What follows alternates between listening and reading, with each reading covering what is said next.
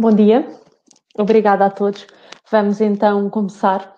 Já temos neste momento presente uma boa parte dos inscritos neste webinar.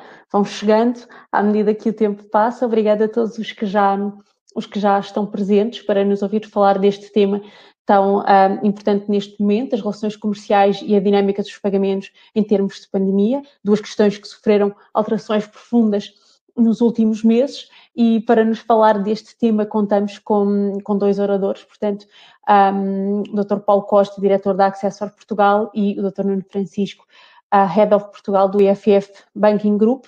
Vamos começar desde já com o Paulo Costa, a quem passo a palavra. Paulo. Muito obrigado, Telma. Muito bom dia a todos. Obrigado por estarem presentes neste webinar, mais um promovido pela Accessor. Temos aqui um nível de participações, de inscrições bastante vasto, portanto, de muitos setores de atividade. E, portanto, vamos aqui dar seguimento ao nosso webinar, que terá a duração de 60 minutos. Vamos ter aqui a possibilidade também de poderem colocar algumas questões, portanto, quer na minha apresentação, quer na apresentação do Nuno Francisco do BFF. Também, se tiverem algum problema de cortes ou de quebra da conexão, existe o botão reconectar, portanto, localizado no topo do ecrã, que permite restaurar a ligação. E, no fim, iremos disponibilizar, portanto, um inquérito de satisfação, para o qual pedimos o contributo de todos, para conhecer as vossas opiniões e podermos melhorar aquilo que são os nossos webinars futuros.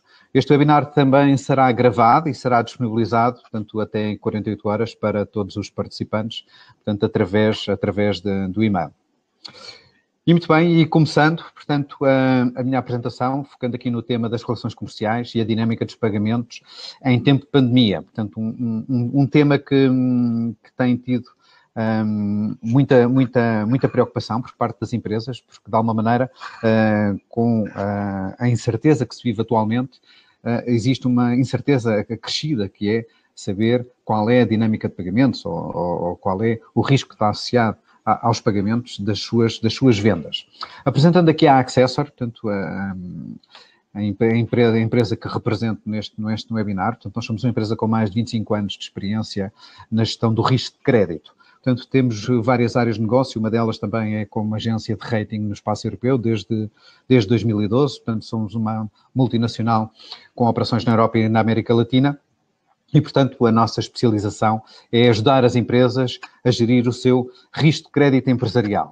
Temos investido nos últimos anos enormes quantias de milhões de euros em inovação para desenvolver uma plataforma tecnológica disruptiva que permite otimizar o processo order to cash, proporcionando às empresas o acesso àquilo que se chama um modelo de risco próprio, que permite trazer mais capacidade preditiva, portanto, às suas decisões. Eu vou dividir a minha apresentação em 5 partes. Portanto, vou falar aqui do panorama atual e da recuperação económica, baseando-me aqui num estudo da Accessor Rating, um estudo bastante recente. E antes de falar do impacto económico e como é que nós temos a informação do impacto económico na economia portuguesa, nas empresas portuguesas, preciso de falar do ecossistema Accessor e do modelo de risco próprio que as empresas adotam e contribuem para este modelo.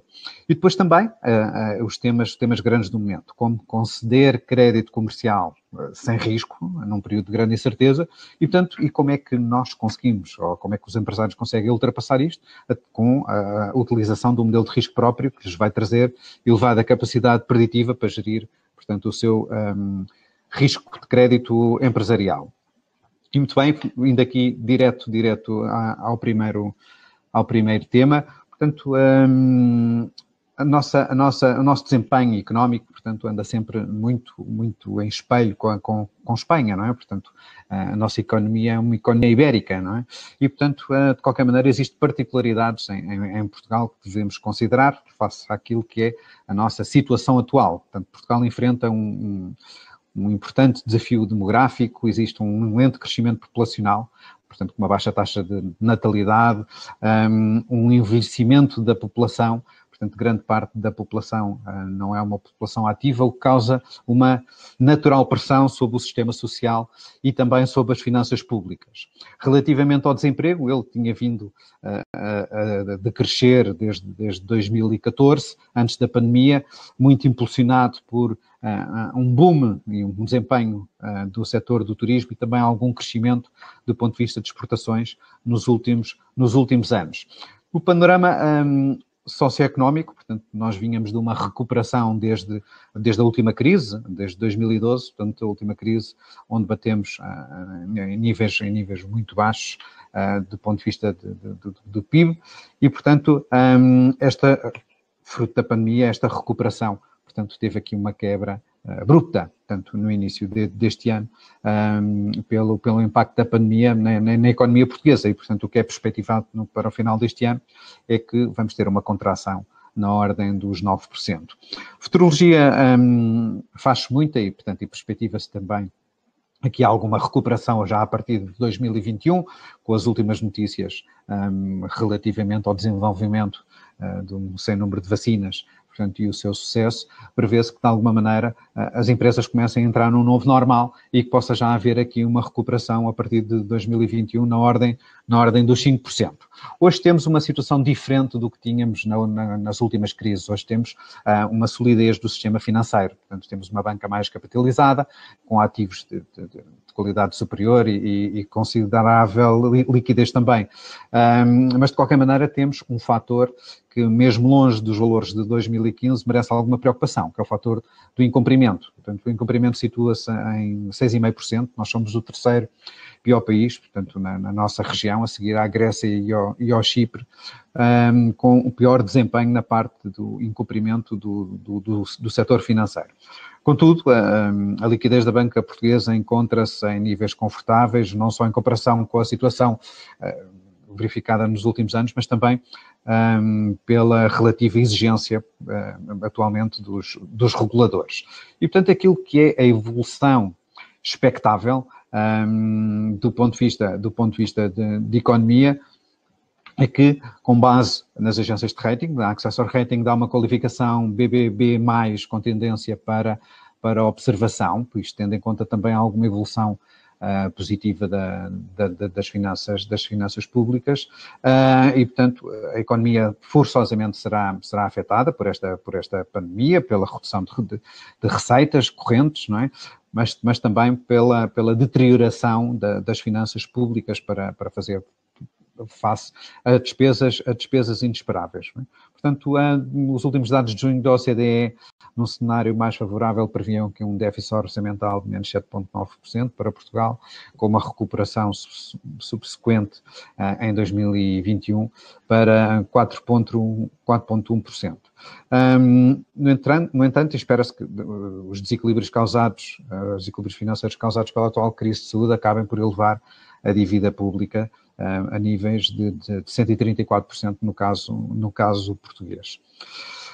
E falando aqui, antes de ir ao impacto económico e como é que nós podemos medir o impacto económico no setor empresarial português, é importante falar aqui como é que conseguimos esta informação através do contributo dos clientes que estão no ecossistema Accessor e que contribuem através de um modelo de risco próprio. Portanto, a Accessor tem uma plataforma tecnológica em cloud, do qual todos os clientes estão conectados. Portanto, eles conectam-se através do seu ERP e, portanto, de alguma maneira espelham as suas regras e políticas nesta plataforma e conseguem uma otimização daquilo que são os seus processos de trabalho e gestão. E, portanto, integramos também aquilo que são as informações públicas conhecidas, ou seja, tudo aquilo que tipicamente se pode analisar num relatório e que é de acesso público. Mas também as informações comportamentais, ou seja, todos os clientes contribuem de alguma maneira com uma experiência de comportamentos, de vendas e de pagamentos através da conexão com os seus ERPs. E, portanto, que é, de alguma maneira, trabalhar estes dados próprios, trabalhar a informação pública e trabalhar a informação comportamental do mercado, que nos vai permitir, através da inteligência artificial, calibrar um modelo de risco próprio. E calibrar um modelo de risco próprio sob a forma de 3 indicadores de risco base. E o primeiro indicador é o índice de comportamento de pagamentos. Só mudar aqui a posição da câmara, ok. O índice de comportamento de pagamentos. E, portanto, o índice de comportamento de pagamentos diz-me, num 4 níveis, como é que as empresas, ou como é que a empresa que eu estou a analisar, é bom ou mau pagador de acordo com a minha escala e não com uma escala genérica, numa escala standard. É de acordo com os meus critérios de bom ou mau pagador, que podem ser completamente diferentes da empresa que está aqui ao lado ou de um concorrente meu. E, portanto, eu vejo como é que ele se comporta comigo, como é que ele se comporta com o meu setor, com todos os fornecedores e também com a administração pública. Isto é um comportamento, isto é um indicador que me dá um comportamento passado. Depois tem um indicador que me dá um comportamento presente, que é o limite de crédito recomendado pela Accessor. E o limite de crédito não tem apenas por base a estrutura financeira das empresas, não é? Aliás, hoje em dia, como todos nós sabemos, aquilo que são as contas das empresas dizem muito pouco da realidade e da saúde financeira do dia de hoje, porque as contas baseiam-se em dados de 2019 e, portanto, há dados que se foram recolhidos antes da pandemia. E, portanto, tomam em consideração outros fatores. Fatores como o relacionamento comercial que eu tenho com eles, como, por exemplo, a sazonalidade, quando é que este cliente precisa que eu lhe dê mais limite de crédito e quando é que não precisa que eu lhe dê limite de crédito. Também o perfil de risco. Que perfil de risco é que eu tenho para esta empresa? A dívida, como é que ele me paga? Como é que ele se comporta? Não apenas comigo, mas com os outros. E depois os objetivos estratégicos, ou seja, qual é o meu apetite ao risco? Como é que eu me quero expor? Em que dimensão é que eu me quero expor? E, portanto, com base nisto, este indicador é calculado e calibrado diariamente, porque depois ele está em dinamismo com os outros 2 indicadores, e o outro indicador é o indicador de futuro, portanto, que é o risco de incumprimento imediato, que me dá uma probabilidade de default. E esta probabilidade de default não é genérica, portanto, não é uma probabilidade em que eu analiso nos típicos relatórios de crédito, que é igual para toda a gente, independentemente do produto ou a dimensão do negócio que eu esteja a fazer, ou independentemente do peso que eu tenho como fornecedor dessa empresa. Portanto, é uma probabilidade de default, uma probabilidade de risco de mim para este cliente, ao dia de hoje, para esta fatura, ou seja, para este montante. E amanhã pode ser diferente. Hoje pode ser máximo, amanhã pode ser elevado, porque todos os dias toda esta informação é calibrada, é integrada novos fatores para o seu recálculo diário. E, portanto, com base nisto, com base neste modelo Accessor, onde todo o nosso ecossistema de clientes contribui, nós conseguimos ter uma amostra do impacto na economia. E uma amostra no impacto na economia, esta amostra, por exemplo, são 300 empresas, portanto, que estamos a recolher. É notório, desde logo, que a partir de março, quando começou a pandemia, as vendas das empresas cresceram. Cresceram abruptamente, com um especial impacto nos meses de abril e maio, onde entramos praticamente em confinamento total e, portanto, vemos que tivemos aqui quebras na ordem dos 33%, 34%, 32% de vendas face àquilo que seria expectável e face àquilo que foi a sua experiência de vendas no ano anterior, exatamente nos mesmos meses. Vemos que existe atualmente um impacto em setembro, dados de setembro, de 17,5% face ao ano anterior e já uma quebra de quase 5% face a agosto. Houve aqui alguma recuperação em julho, não é? Portanto, onde começámos a sair do confinamento e também um bocadinho impulsionado pelo setor do comércio, começou a abrir as suas portas, mas de qualquer maneira, portanto, isto é algo que vai continuar, por enquanto, em níveis bastante abaixo daquilo que foi os níveis de 2019 e, portanto, e com um impacto muitíssimo significativo no setor do comércio. E, logicamente, vendendo menos, cobra-se menos, não é? Portanto, quando as empresas vendem menos, também têm mais dificuldade em cobrar. E, portanto, vemos aqui que a dívida também aumenta, aquilo que era o prazo acordado face ao prazo médio de cobrança, portanto, ele aumentou nestes últimos meses, ou seja, aquilo que é o atraso tem aumentado nestes últimos meses. E, portanto, nos últimos 6 meses, as empresas, para além de venderem menos, estão também a cobrar menos. E, portanto, isto impacta na evolução da dívida, não é? Portanto, impacta no aging das empresas, não é?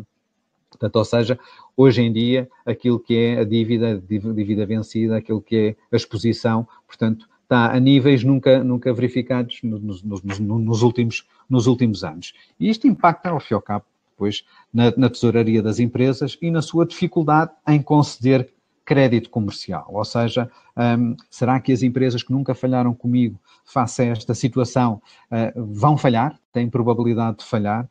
Será que eu vou fazer um negócio que já de si está a ser afetado por esta crise, por esta pandemia, e ainda tenho um risco acrescido de não conseguir cobrar? Como é que eu vou, ao fim e ao cabo, conceder crédito comercial num período de tanta incerteza, não é? Crédito comercial sem risco. Crédito comercial que é fundamental para a nossa economia, ou seja, tem uma importância muitíssimo grande. Poucas são as empresas que estão no canal empresarial, no canal B2B, que podem dizer: eu não dou crédito a ninguém, é porque tenho uma posição invejável no mercado, ou por terem um produto único, ou por terem quase uma situação de monopólio, porque o crédito comercial, para todas as empresas, deve ser uma ferramenta de crédito bem gerida, como é lógico, não é? Porque tem muita importância, não só como fornecedor, mas como cliente, não é? Portanto, é uma vantagem competitiva face a outros concorrentes, acaba por ser um argumento comercial quando as margens estão esmagadas ou quando eu estou a vender exatamente o produto ou serviço que o meu concorrente, permite-me fidelizar clientes. Portanto, é uma condição que me permite manter os meus clientes fidelizados à minha empresa, permite-me também crescer em vendas e ter economia de escala. Do ponto de vista de cliente, é uma importante fonte de financiamento do meu negócio e uma fonte de financiamento de baixo custo. Vai gerar cash flow, vai aliviar a pressão sobre a minha tesouraria, face a possíveis atrasos, face a elevados prazos de recebimento que depois possa ter dos meus clientes. Permite também adaptar-me e otimizar o meu ciclo de venda dos produtos e encurtar prazos de fornecimento e de implementação. Portanto, o crédito comercial é fundamental na economia. Mas como é que, hoje em dia, as empresas, neste período de incerteza, vão gerir, portanto, o risco na cedência de crédito comercial? E há várias hipóteses. Ou seja, a primeira começa logo por não vender a crédito, não é? Mas aqui há logo um risco muito grande, que é, como nós vimos em todos os argumentos mostrados no slide anterior, portanto, há de alguma maneira uma perca de competitividade se eu não vou vender a crédito, ou se decido não vender a crédito, porque, de alguma maneira, eu não tenho a certeza ou não tenho ferramentas que me ajudam a ter a certeza, que me vão trazer a capacidade preditiva necessária para eu poder conceder crédito. E, portanto, não vender a crédito eu penso que não será uma opção. Outra opção que existe é utilizar uma seguradora de crédito. Portanto, utilizar uma seguradora de crédito para assegurar as operações aos clientes de maior risco.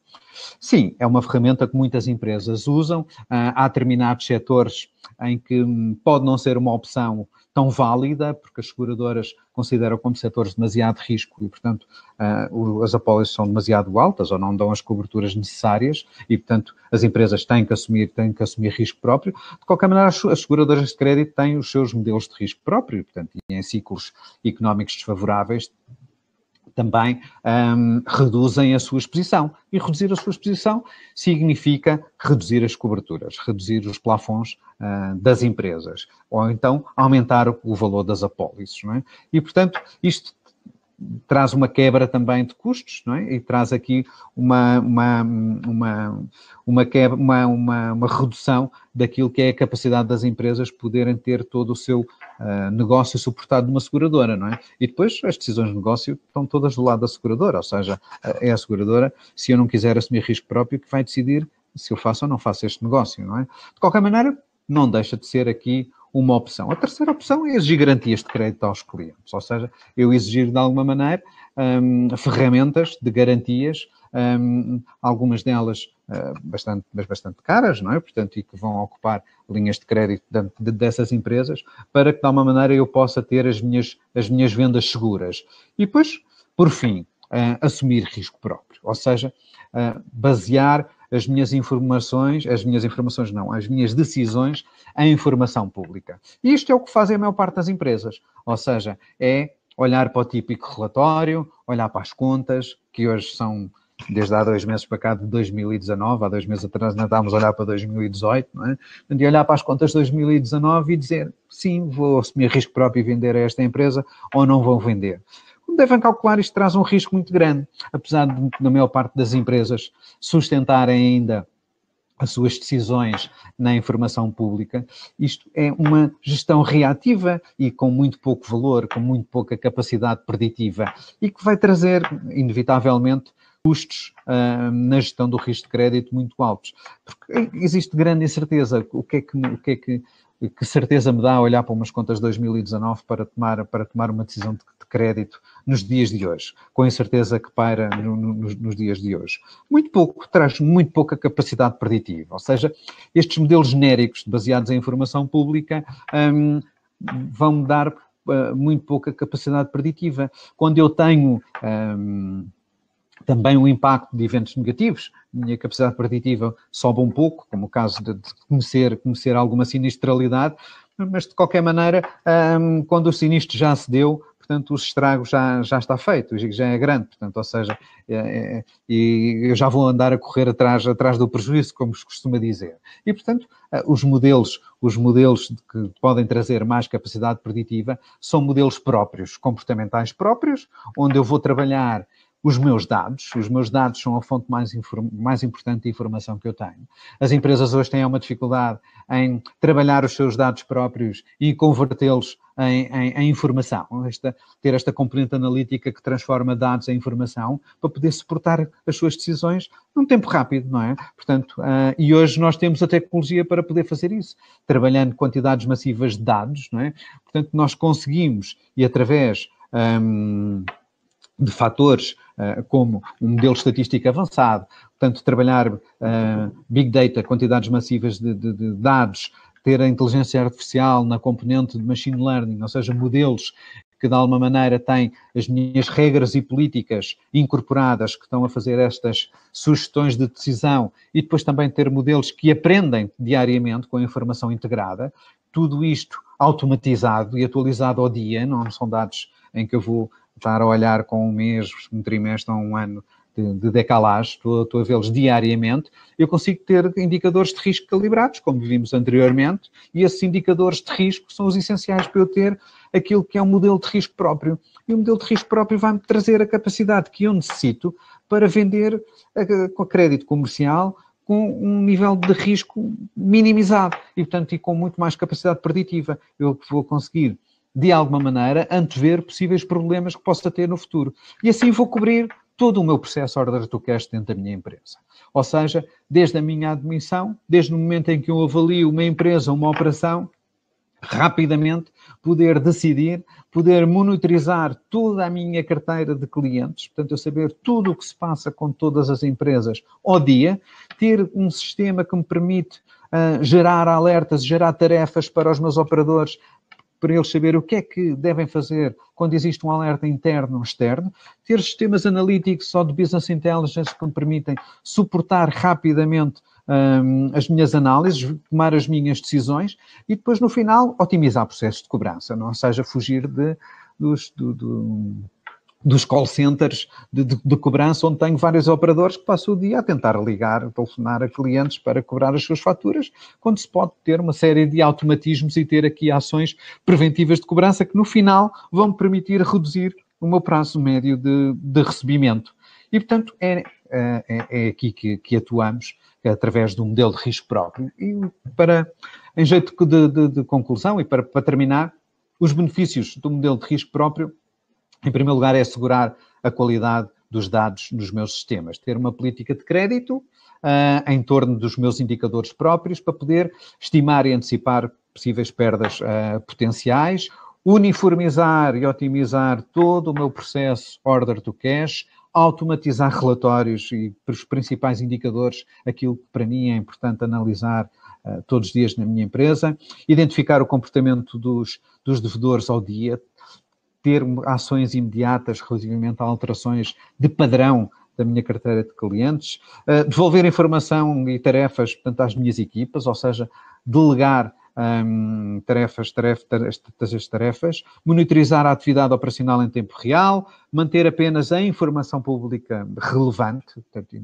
e não total da informação que depois torna-se spam, identificar o risco de um cliente independentemente da informação disponível para análise, ou seja, poder olhar para uma empresa de constituição recente que não tem contas, ou para uma empresa até no estrangeiro, onde não existe informação pública, e ter indicadores de risco para essas empresas, ou para um empresário em nome individual. Portanto, ou seja, saber, nesse tipo de empresas que não existe contas, até porque as contas hoje em dia não têm grande valor, eu ter os indicadores de risco calibrados e que me permitem recomendar, devo ou não vender esta empresa, com que limite de crédito, que quantidade de crédito é que eu lhe devo dar, qual o risco associado a essa venda.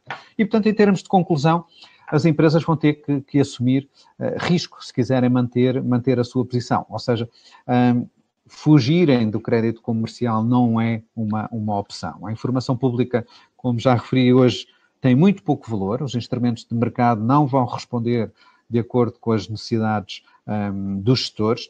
E a tecnologia que temos hoje disponível permite transformar os dados que já temos, que as empresas têm, em informação. Informação credível, informação atualizada diariamente para a tomada de decisões seguras. Podemos também ser competitivos com as condições financeiras adequadas para continuar a vender sem risco. E, portanto, aqui termino a minha apresentação, apenas aqui dizendo que nós atuamos sectorialmente em todo o mercado, temos referências em todos os setores e, portanto, estamos, obviamente, disponíveis para vos ajudar a gerir o vosso risco de crédito. E passo a palavra à Telma Moura. Telma, obrigado.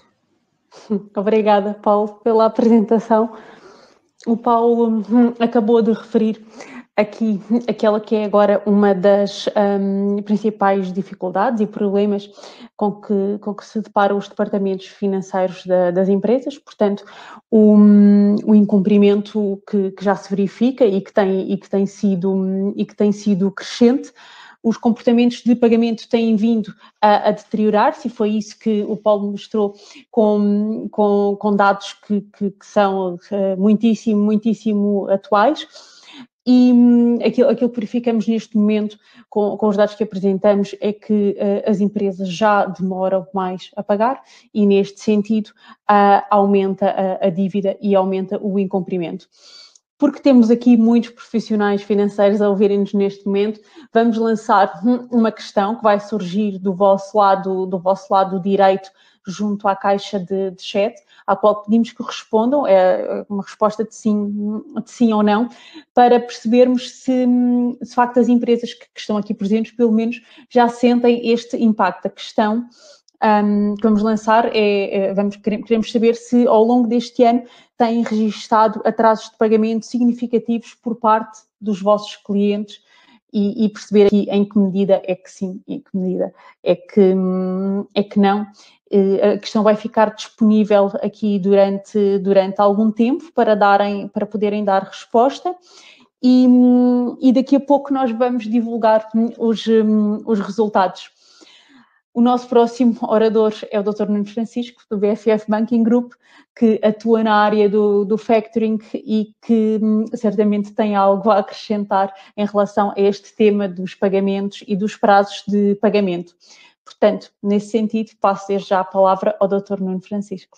Obrigada. Obrigado, Telma. Bom dia a todos. Antes de mais, queria antecipadamente agradecer já a todos os participantes que nos estão a acompanhar durante este webinar. Agradecer também ao Paulo pela explicação, pela partilha também da informação da parte da Accessor e à Telma pela organização.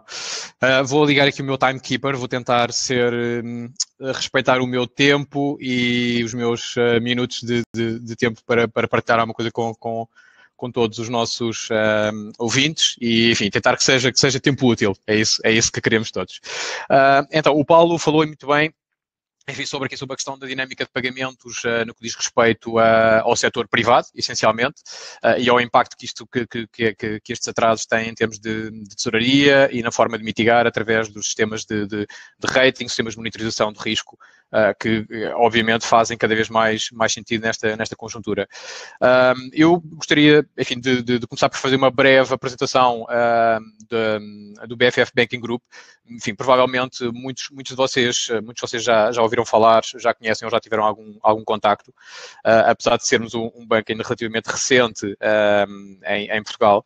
Mas para vos explicar que, essencialmente, eu acho que aquilo que define o BFF Banking Group, enfim, num espaço muito curto, é um banco diferente dos outros. Eu acho que, claramente, enfim, nós somos um banco que nos especializou numa área onde, efetivamente, não existe uma participação muito ativa da banca em geral.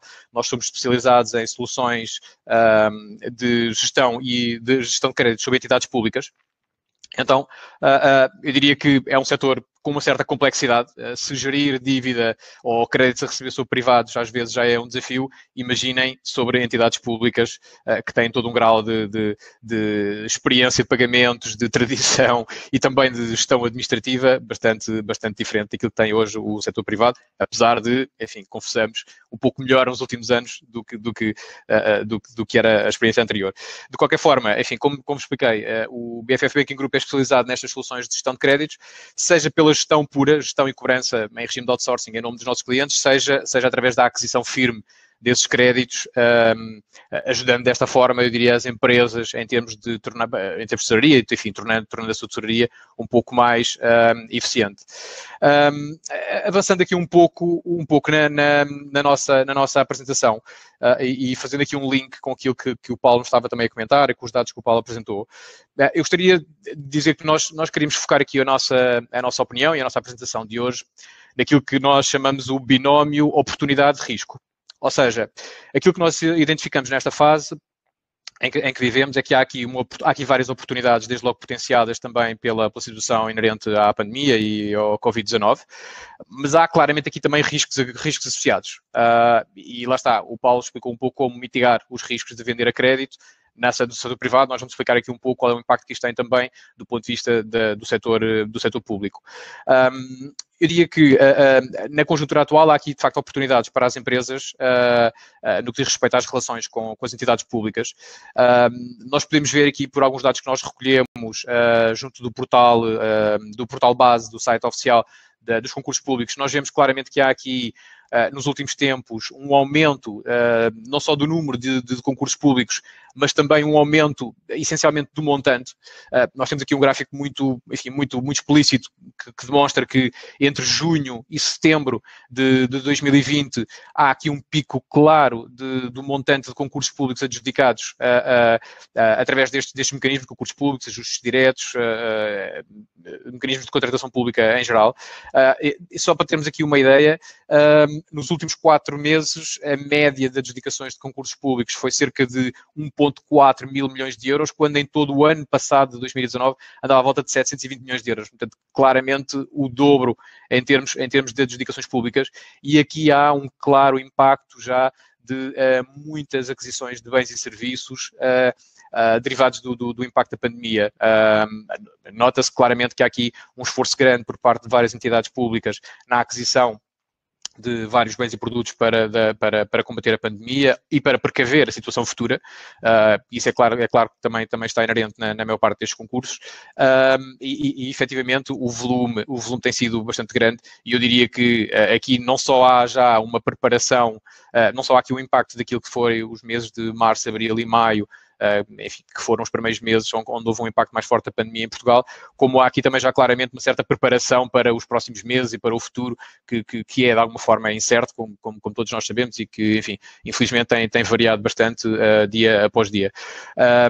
Também para vos chamar aqui a atenção que, efetivamente, estes dados dos concursos públicos, que são os dados oficiais do Governo, têm normalmente aqui um delay entre a data em que são publicados, e essa é a data que nós temos aqui, a data da publicação, e a data de adjudicação, normalmente ocorrem com um delay de 30 a 60 dias, então eu imagino que parte destes concursos, por exemplo, dos montantes adjudicados em junho, têm a ver com adjudicações que foram feitas, por exemplo, em maio e parte em abril, o que faz todo o sentido, tendo em conta o impacto que nós sabemos que se verificou da pandemia. A propósito, enfim, realçar também aqui que o investimento público, efetivamente, em termos de previsão, do Orçamento de Estado para 2021 reflete um crescimento bastante significativo face a 2020, cerca de 22%. E falando de investimento público e do Orçamento de Estado, eu queria comentar com vocês, só aqui em traços largos, o que é que nos indica a versão preliminar do Orçamento de Estado que está em discussão no Parlamento. Efetivamente, reforça a despesa pública, como estávamos a comentar, mas, na verdade, não há um único foco naquilo que seja a liquidação da dívida ou um foco naquilo que serão os prazos de pagamento das entidades públicas. Há claramente aqui uma dotação superior na saúde, enfim, também eu diria que já esperada em função da situação atual. Há uma dotação mínima adicional de volta dos 200 milhões de euros, mas que poderão chegar a 500 milhões de euros. Há claramente aqui, eu diria que uma estratégia de incrementar recursos, seja por via de contratação de novos médicos, enfermeiros, pessoal auxiliar dos hospitais, mas também um reforço claro do ponto de vista de dotação de melhores equipamentos dos hospitais. Então, as empresas que atuem na área dos dispositivos médicos e equipamentos claramente têm aqui uma oportunidade acrescida nos próximos meses, mas também o orçamento, no que diz respeito ao Serviço Nacional de Saúde, também claramente não há uma estratégia para melhorar os prazos efetivos em que pagam aos seus fornecedores, e um pouco mais à frente iremos ver em que valores é que estamos a falar, que são claramente diferentes daquilo que se passa no setor privado, para pior, evidentemente. Há também aqui, do ponto de vista, de facto, um investimento público superior para o Orçamento de Estado de 2021, cerca de 22%, como comentámos. Depois aqui, sabemos sempre que, do ponto de vista de execução do Orçamento do Estado, é ligeiramente diferente daquilo que são os números do orçamento. Normalmente a execução acaba por ficar sempre muito aquém daquilo que é o investimento público esperado. Eu diria que provavelmente, enfim, tendo em conta o período em que estamos e a necessidade de alavancar a economia, provavelmente o investimento público, a execução de 2021 ficará claramente acima de 2019 e 2020. E essencialmente em áreas ligadas à mobilidade, infraestruturas, investimentos de forma estruturante, como sejam a mobilidade, a transição digital e ambiental, e também na área dos transportes. Sabe-se que há, enfim, vários investimentos previstos na área da expansão do metro, quer em Lisboa, quer no Porto, investimentos no Transtejo, enfim, além dos investimentos, eventualmente também na construção do novo aeroporto, como uma parte também a caber ao erário público. Enfim, e também na área de saúde está previsto aqui algum apoio para infraestruturas, nomeadamente para o arranque da construção de alguns hospitais. Claramente este orçamento também tem aqui, enfim, eu diria, um menor investimento nas empresas. Olhando para o orçamento com algum detalhe, percebe-se que há um foco, eu diria, mais numa componente social, em benefícios para as famílias e apoios sociais, em detrimento de apoios diretos à atividade empresarial, um impacto quase zero nesta área. Há também aqui uma forte componente daquilo que serão os fundos que chegarão a Portugal por via do apoio de Bruxelas. Sabemos que, enfim, há aqui a esperança de que as regras orçamentais sejam suspensas, pelo menos até 2022, para dar uma forma às empresas dos países conseguirem recuperar um pouco nestes próximos anos aos níveis que tinham em 2018, 2019. E há também aqui o impacto do chamado Plano de Recuperação e Resiliência, que foi aprovado pela União Europeia e que, no caso de Portugal, vai caber aqui uma fatia bastante grande. A questão aqui, eu diria que é também perceber até que ponto é que cresce a dívida pública. Essa é também aqui uma área importante. E se por um lado temos um orçamento que é claramente focado no aumento da despesa pública, por outro lado temos as projeções macro para 2021 que indicam que, apesar de haver uma esperada recuperação face àquilo que tem sido 2020, na verdade, as mesmas melhores previsões para 2021, quer as sejam da Comissão Europeia, quer as do FMI, Banco de Portugal ou do próprio Governo, não nos deixam ainda em níveis confortáveis. A recuperação expectável no melhor cenário para 2021 ainda fica aquém daquilo que nós tínhamos em termos de situação no início de 2019, fins de 2018. Então, isto, claro, sempre dependente daquilo que seja ainda a evolução da pandemia nos próximos meses e o impacto que isso possa ter em termos económicos.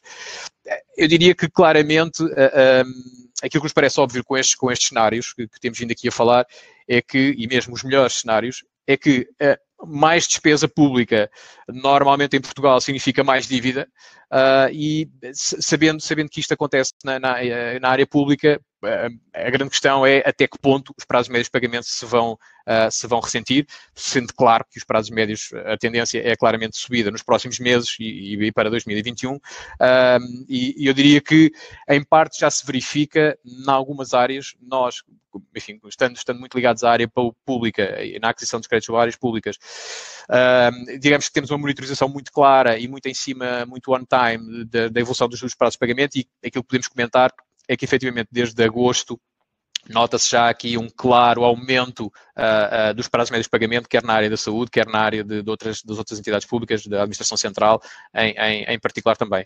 No que diz respeito à saúde, e nós podemos analisar este impacto dos prazos de pagamento nas empresas públicas em dois níveis, na área da saúde ou no SNS, nomeadamente na área dos hospitais públicos, e também na área da administração central e local.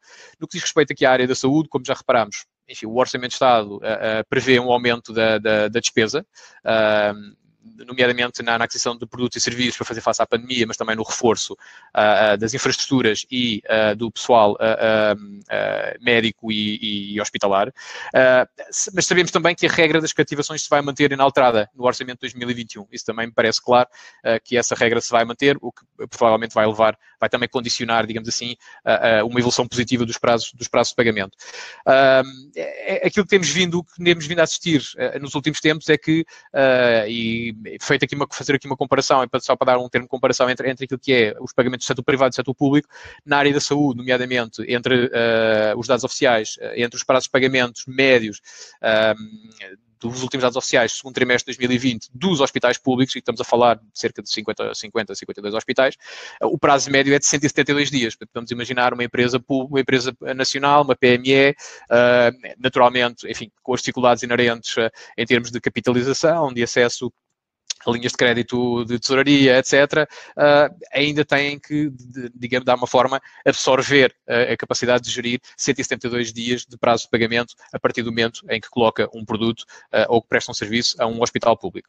E referir que 172 é uma média, porque, efetivamente, aquilo que nós verificamos é que existem cerca de 8 hospitais públicos que pagam mais de 200 dias e há cerca de 19 hospitais que pagam entre 150 e 200 dias.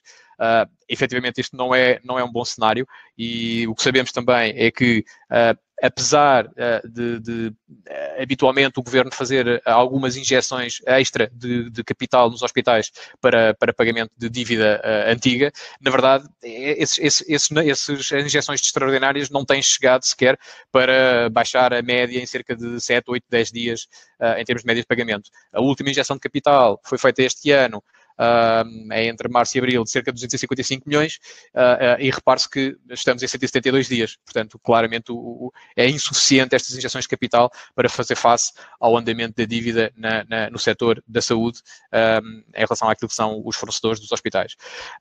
Podemos falar também aqui nas outras empresas públicas em geral. Enfim, nós trouxemos aqui apenas alguns exemplos que nos pareciam também interessantes, porque também ao nível das outras entidades públicas na administração central verifica-se já uma contínua subida dos prazos de pagamento. Enfim, temos aqui alguns exemplos, como é o caso da CP, da Parque Escolar, Metro do Porto. Enfim, são exemplos, alguns deles crónicos, não é, que a gente ouve falar constantemente sobre o facto de serem maus pagadores, digamos assim, mas claramente aqui há uma tendência já clara de subida que vem do segundo trimestre de 2020. Poderíamos também, enfim, falar aqui de outros tipos de entidades públicas, como, por exemplo, os municípios, a administração local. Na verdade, os municípios têm feito, nos últimos tempos, eu diria, um trabalho extraordinário na redução da dívida e na redução dos prazos de pagamento aos seus fornecedores. É verdade. Mas também é verdade que temos que perceber como é que isso aconteceu. E isso aconteceu, essencialmente, por força do incremento das receitas provenientes quer do turismo, quer das transações com o imobiliário, nomeadamente nos grandes municípios do país. É óbvio também que essas receitas do turismo e do imobiliário provavelmente não terão, em 2020 não vão ter, e em 2021 provavelmente também ainda não alcançarão os mesmos níveis de receitas que tinham em 2018, 2019, o que vai desde logo, enfim, trazer, eu diria que aqui um stress acrescido na gestão também da tesouraria por parte dos municípios e que, em alguns casos, poderá provocar também alguns atrasos significativos de pagamento aos seus fornecedores. Eu diria que, entrando aqui um pouco mais nas consequências, enfim, todos nós sabemos que o impacto dos prazos médios de pagamento longos, quer sobre o ciclo económico em geral, mas na vida das empresas em particular, é grande, mas também está muito dependente daquilo que é a dimensão e o grau de capitalização das empresas que estamos a falar. Claramente aqui uma pequena empresa, uma PME, uma microempresa terão um impacto consideravelmente diferente daquilo que terá uma multinacional, que terá sistemas de cash pooling internacionais e apoio da casa-mãe e do grupo, etc., em termos de gestão de tesouraria. Nós colocamos aqui alguns impactos que nos parecem importantes ao nível destas três categorias, digamos assim, de empresas. Enfim, claramente que sabemos que o credit scoring das empresas é prejudicado de uma forma geral com o impacto na sua tesouraria dos prazos médios longos. Enfim, o Paulo explicou bem que dentro dos modelos da Accessor, que são modelos preditivos, esta questão dos prazos de pagamento e de como é que as empresas recebem e pagam é importante para a definição dos scorings que depois, enfim, levam à atribuição de risco e de linhas de crédito. Mas também há aqui uma questão que é importante, que é o impacto de um prazo médio-longo de cobrança tem um aumento significativamente importante na estrutura interna das empresas, nomeadamente ao nível do impacto dos custos administrativos e financeiros que essa cobrança acarreta. Na área pública, eu diria que ainda mais, talvez, do que no setor privado. Eu acho que aqui é o que eu queria também referir aqui, que me parece bastante importante, é referir que a probabilidade de uma empresa que sofre atrasos de pagamento se tornar ela própria também uma empresa que atrasa os pagamentos aos seus fornecedores é bastante elevada. Provavelmente muito mais elevada no que diz respeito às PMEs e às microempresas do que nas multinacionais, mas é um facto que, e a última crise por qual passámos, enfim, 2010, 2011, 12, veio mostrar exatamente isso, é que se a minha empresa sofre consecutivamente atrasos nos recebimentos dos meus clientes, eu mais tarde ou mais cedo vou começar a atrasar também, a não ser que seja muito capitalizada, e não será o caso da maior parte das empresas portuguesas e das médias das PMEs, eu vou começar também a atrasar de alguma forma o pagamento aos meus fornecedores e isso vai aumentar o meu risco de default ou o meu risco de insolvência no curto prazo. E é óbvio que, enfim, isso é uma das lições que eu acho que a maior parte das empresas aprenderam das últimas crises e que, de alguma forma, importa aqui referir que há mecanismos para minimizar, desde já, estes impactos dos prazos longos sobre o ciclo de vida das empresas. Eu queria apenas terminar a nossa apresentação e para não me alongar também muito mais, dizer que não me parece que o cenário, enfim, seja de alguma forma catastrófico. Acho que já passámos, enquanto país, por situações provavelmente piores. No entanto, é um cenário, eu acho que altamente complexo, dada que é um cenário que nos afeta do lado da oferta e da procura, como percebemos, enfim, como foi o efeito do confinamento de março, enfim, abril e maio, digamos assim. Então, o cenário de facto é bastante complexo, mas também é muito importante que as empresas tenham a noção de que, perante este binómio oportunidade-risco, como eu comentei no início, que as empresas procurem soluções alternativas às soluções mais tradicionais. O Paulo também explicou um pouco isso. Há claramente soluções no mercado de empresas especializadas, quer seja o caso do BFF nas entidades públicas, quer seja, por exemplo, o caso da Accessor naquilo que é a monitorização do risco e em dar ferramentas para a monitorização e gestão do risco mais eficientes às empresas. Então, eu acho que aqui há também, digamos que, uma oportunidade grande para as empresas se dotarem dos mecanismos e das ferramentas próprias para a gestão deste risco. Há aqui oportunidades. É bom que as empresas tentem aproveitar destas oportunidades, que podem ter até margens bastante interessantes do ponto de vista de negócio, mas também que estejam claramente conhecedoras de que há aqui também um risco de que o prazo seja bastante mais longo do que eventualmente se pode esperar, mas que também pode haver aqui uma proteção grande destas ferramentas alternativas. Nós na BFF, enfim, como já explicámos, fornecemos ferramentas e soluções para a gestão do risco com as entidades públicas. Eu queria apenas dizer que, enfim, a equipa da BFF estará naturalmente totalmente disponível para poder ajudar as empresas a aprofundar as nossas soluções e para poder ajudar a tentar perceber de que forma nós poderemos colaborar com as empresas para minimizar o risco de recebimento das entidades públicas e, enfim, agradecer também a participação de todos e a atenção, mais uma vez agradecer também à Accessor e ao Paulo e à Telma pela organização. E deixamos aqui os nossos contactos, estamos à disposição mais uma vez para nos contactarem e para podermos ajudar a colaborar, a encontrar as soluções mais eficientes. Obrigado. Obrigada a nós. pela vossa participação e por terem aceito o nosso convite para estarem presentes connosco para falarmos deste tema. Portanto, passamos agora à parte de perguntas e respostas. Aproveito para agradecer também aos participantes que responderam à nossa pool, à nossa questão que lançámos há pouco. Entretanto, já temos os resultados e a questão, só para relembrar, era ao longo deste ano têm registado atrasos de pagamento significativos por parte dos vossos clientes e temos aqui 58% a responderem-nos que sim. Portanto, ainda uma percentagem significativa e felizmente 42% a responderem-nos que não, portanto, com menos dificuldades no que diz respeito aqui aos atrasos nos pagamentos. Portanto, agora nas perguntas e respostas, se os oradores quiserem comentar estes resultados, também têm essa oportunidade. Nós recebemos aqui algumas questões e não vamos conseguir dar resposta a todas, mas como o Paulo referiu no início, aquelas que não conseguimos responder agora, neste momento, simplesmente por questões de tempo, vamos dar resposta por e-mail diretamente para a pessoa que colocou as questões. Começo então por uma questão que foi colocada para o BFF Banking Group e perguntam-nos que conselho é que dariam a uma empresa no sentido de minimizar o impacto dos prazos de pagamento no seu negócio.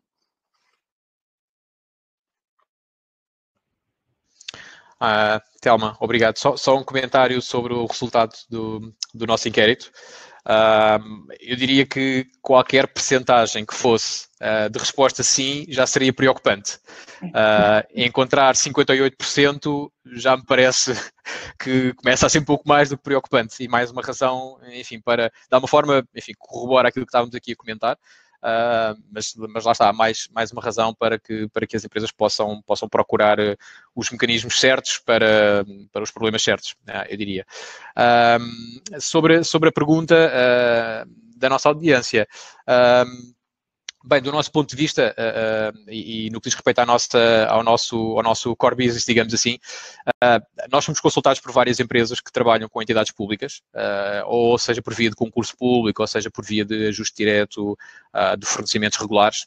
Enfim, temos vários clientes de várias áreas, desde a área farmacêutica, dispositivos médicos que fornecem o SNS, ou empresas que fornecem, por exemplo, municípios, escolas, enfim, etc. Um grande raio de ação de setores de atividade.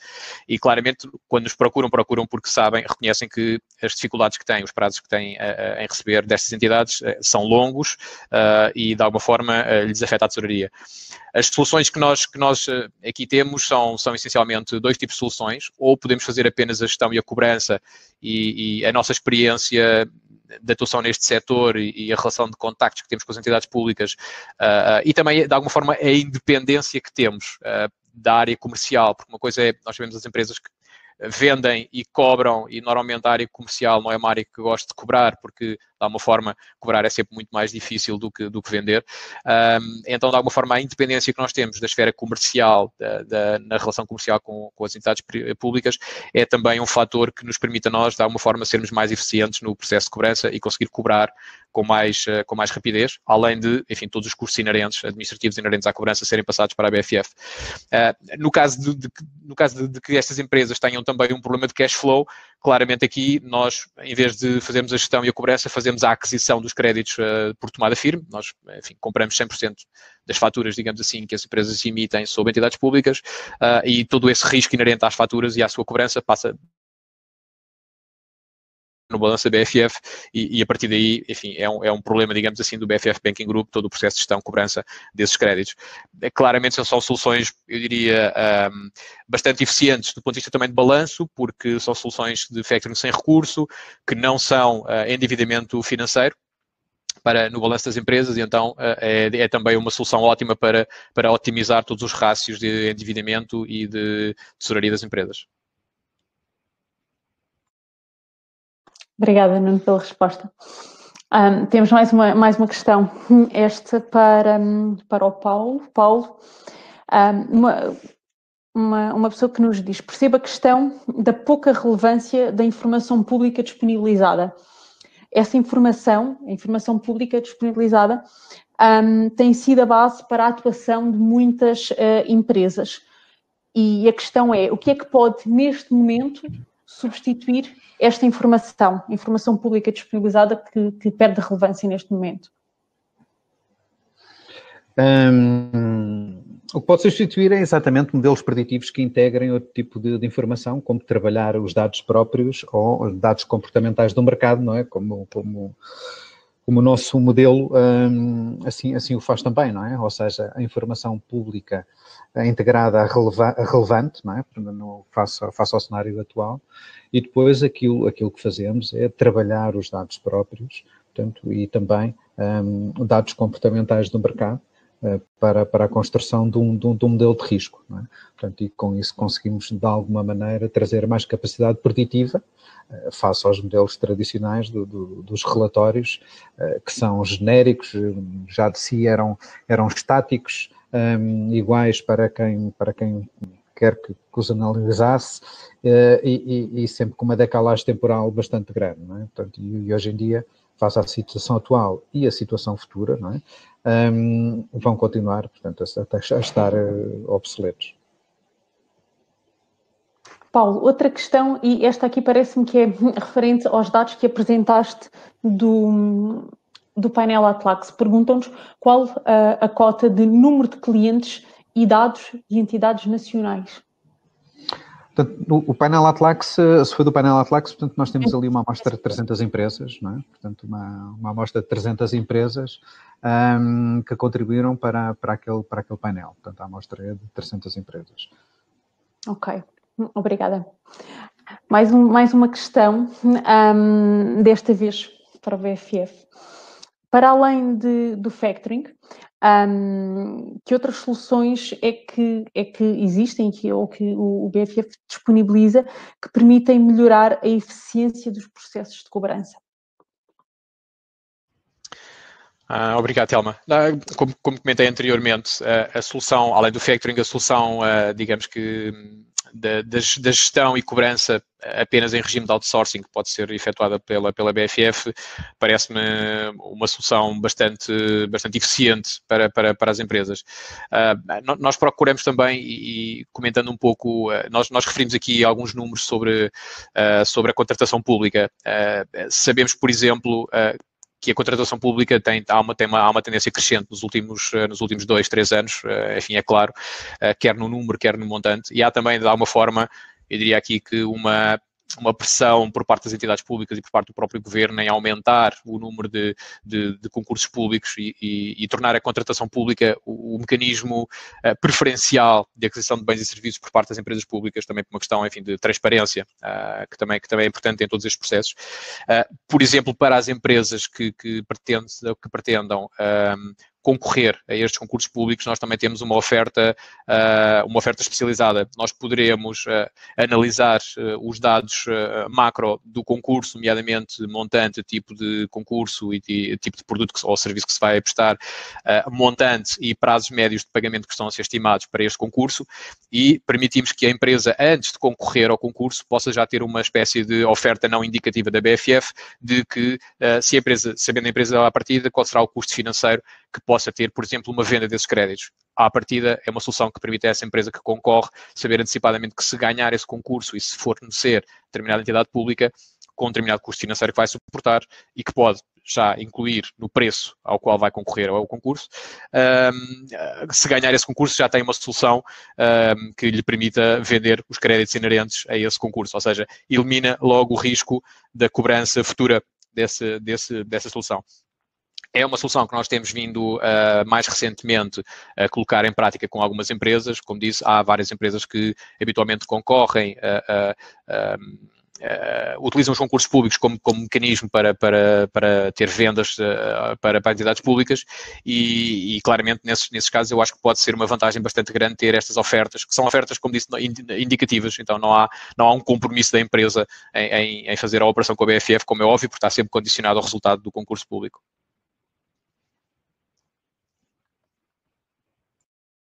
Obrigada pela resposta.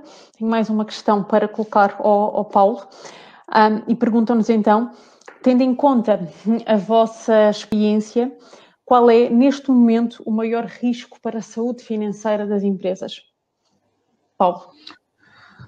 Ora bem, neste momento é tomar mais decisões, não é? Portanto, ou seja, tomar decisões com base em informações que refletem muito pouco daquilo que é a realidade da saúde financeira das empresas, não é? Portanto, ou seja, com base em ferramentas que trazem muito pouca capacidade preditiva, não é? Porque, como eu disse durante a apresentação, pior do que as empresas estarem já com um reduzido volume de negócios é também ter o seu risco aumentado e a sua incerteza aumentada sobre aquilo que estão a vender, se irão receber.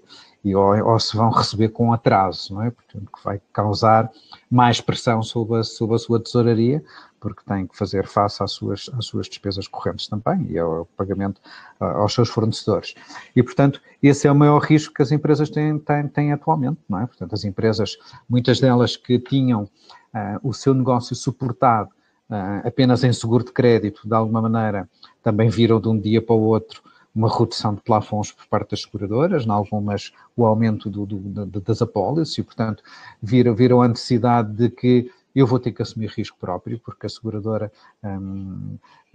não está a garantir que todo o meu negócio, o que eu preciso fazer, todo o meu negócio está seguro, não é? Portanto, ou seja, a totalidade nunca está seguro, porque existe sempre uma percentagem que a seguradora não cobra, mas com uma redução dos plafons passa a haver muito mais exposição, portanto, e as empresas de um dia para o outro tiveram que assumir risco próprio e tiveram que, de alguma maneira, precaver-se e ter ferramentas, dotar-se de ferramentas para poder tomar as melhores decisões para correr o mínimo de risco possível.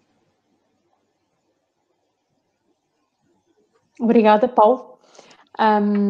Acredito que já tenham reparado, nós já disponibilizámos o inquérito de satisfação referente a este webinar aqui do lado direito na zona de chat. Agradecemos a todos aqueles que possam responder. Para nós é muito importante perceber o feedback de quem está a assistir acerca destas sessões. E vou colocar só mais uma última pergunta ao Paulo para terminarmos. Perguntam-nos, portanto, a diferença entre a Accessor e uma seguradora de crédito é a cobertura de risco de crédito. Face ao pricing atual do seguro de crédito, não será uma solução pouco apelativa? Aqui não sei se percebi bem se a solução pouco apelativa será a seguradora, será a nossa solução, mas eu explico rapidamente a diferença. Depois, eu explico aqui a diferença. Bem, nós não cobrimos risco, portanto, nós, de alguma maneira, nós complementamos o seguro ou, em alguns casos, somos uma alternativa ao seguro. Nós, cerca de 40% dos nossos clientes têm também seguro de crédito. E nós interagimos bem com o seguro de crédito, interagimos em complementariedade. Aliás, como eu estava a mencionar antes, existe muitas empresas que não têm a sua carteira totalmente segura, portanto, têm apenas parte da sua carteira segura e, portanto, depois têm que assumir risco próprio. Para assumir o risco próprio tem que ter algo que sustente as suas decisões. E, portanto, nós também temos disponível já uma conexão à seguradora de crédito, às principais seguradoras de crédito, também para otimizar aquilo que é a gestão de todo este relacionamento e a gestão de toda esta interação com a seguradora de crédito e poder, de alguma maneira, complementar aquilo que são plafons dados pela seguradora com plafons recomendados pela Accessor, não é? Poder, de alguma maneira, jogar com isso. Porque a seguradora também vê com bons olhos que os seus clientes, que as empresas que são seus clientes, tenham modelos de risco próprios, ou seja, que tenham uma organização com regras e políticas de crédito bem definidas e quando são definidas por uma consultora especialista na gestão de risco de crédito, melhor ainda. E, portanto, existe aqui uma complementariedade entre o seguro de crédito, em algumas empresas, entre o seguro de crédito e a plataforma da Accessor.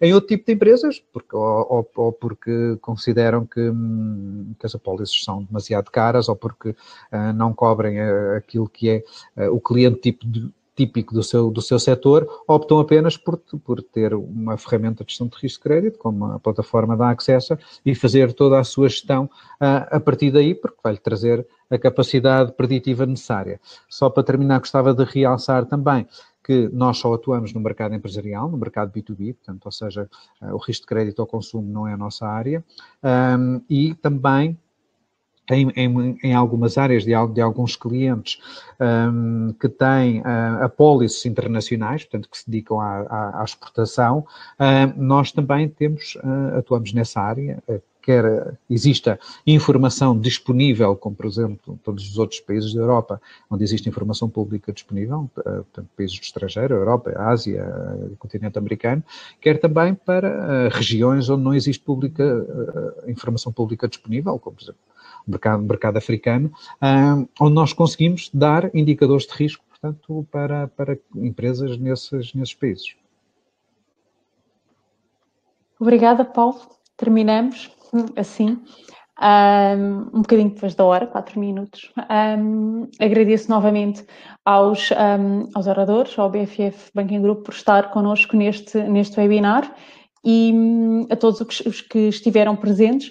Reforço que vão receber um e-mail com o vídeo da gravação deste webinar, e as questões às quais não podemos dar resposta neste momento, agora no final do webinar, vão ser respondidas por e-mail apenas diretamente para a pessoa que as colocou. Muito obrigada a todos, bom dia. Bom dia, obrigado. Bom dia, obrigado.